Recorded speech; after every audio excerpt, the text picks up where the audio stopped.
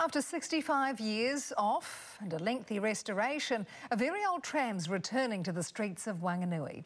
Known as Mabel or Number 12, the tram's return is being welcomed by some who remember the days when public transport was the norm. Renee Graham with the story.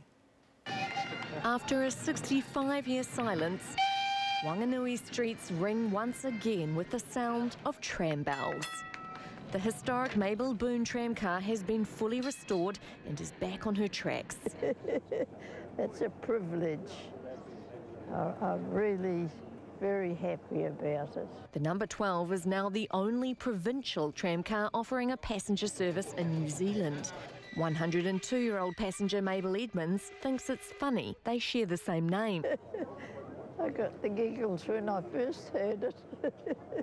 She remembers when tramcars were the main mode of transport. So we didn't know much else in those days. There were very, very few cars around, private cars. The Number 12 started her Riverside Wanganui service in 1912, but 30 years later her trucks, brakes and controllers were sold for scrap.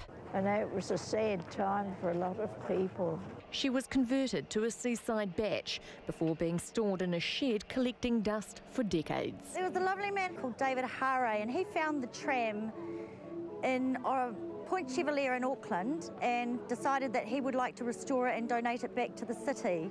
They used to take crowds from town out to Castlecliff Beach for the day and back again.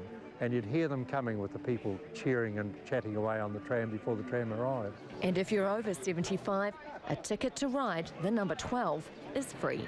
Renee Graham, OneNews.